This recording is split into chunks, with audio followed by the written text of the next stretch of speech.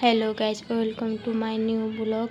हामी बुढाबुढी छोरीलाई लगेर हिँड्यौँ बजारतिर सामान लिन, मासु लिने भनेर गएको थियौँ। मासुको दोकान त बन्द भएर छ। यहाँनिर पानीपुरीवालालाई देखेर मेरो छोरा भन्छ कि मम्मा पानीपुरी खानु भन्दै मेरो हात खिचेर लग्यो।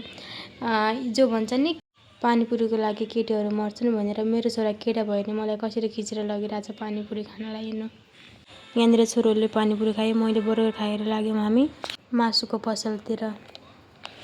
मैले माछाको पैसा दिएको त मेरो बुढो हेर्नु के भइरहेको।